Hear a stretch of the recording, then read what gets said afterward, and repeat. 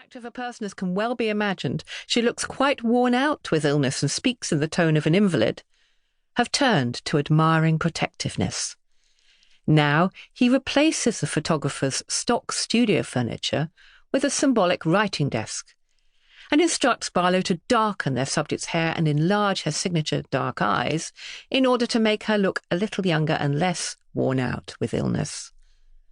After all, this portrait's whole purpose is to extinguish what her husband calls certain horrible libels on humanity published as portraits of her in America. Portrayals all too similar to Rossetti's own first impressions. Earlier, shipping the photograph to Aurora Leigh's American publishers, Robert has assured them just a shade too urgently that what you receive is the Sun's simple truth without a hair's breadth of retouching. Well, up from Italy to spend summer 1858 with Elizabeth's English family, the Brownings have picked out Le Havre as a halfway meeting point. On the very last day of what turn out to be 2 unsatisfactory, tiring months at the Normandy port, Robert finds a clever man to conduct a photographic session with his camera-shy wife. But the result seems to justify her resistances. Jean-Victor Macaire-Warneau and his brother Louis Cyrus Macaire, who share the waterside studio, are renowned technical pioneers. Yet the photographic image that will briefly see commercial distribution in North America and be so proudly donated to the Authors Club of New York by litterateur Richard Henry Stoddard is an oddly unclear and generic image. The poet's publishers, C.S. Francis & Co., do not use it themselves.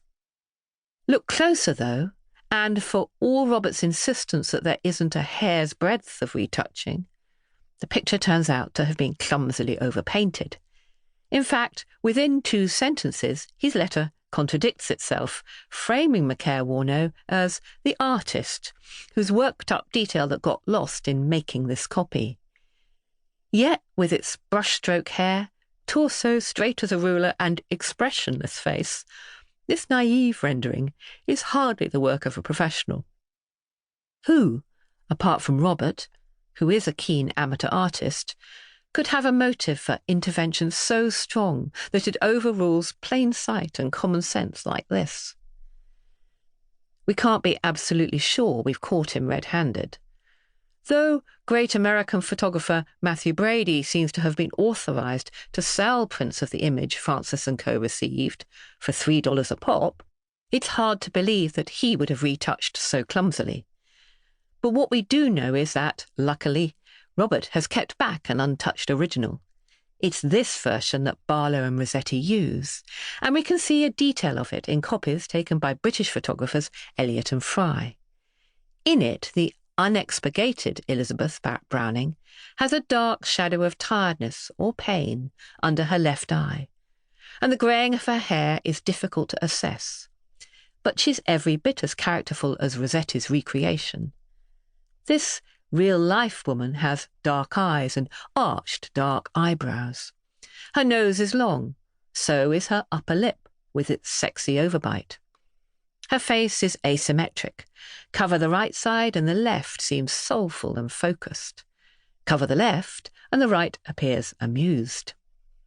In the 21st century, we recognise instantly the Brownings' anxiety about this key publicity shot and their need to control the image of the international celebrity that 52-year-old Elizabeth Barrett Browning has become.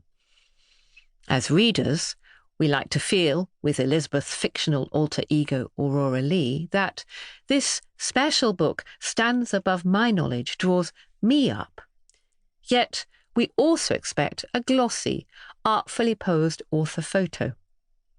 It's almost as if we need an ideal appearance to embody the mind we idealise as we read. In our own postmodern times, the romantic cult of the visible and what it can express seems gobbled up by its own children, the visually framed identities that are our social media selves. Elizabeth's struggle with her portrait reminds us that this process is nothing new. The irony is that, despite being so anxiously aware of the ramifications of image-making, she's destined to become a notorious object lesson.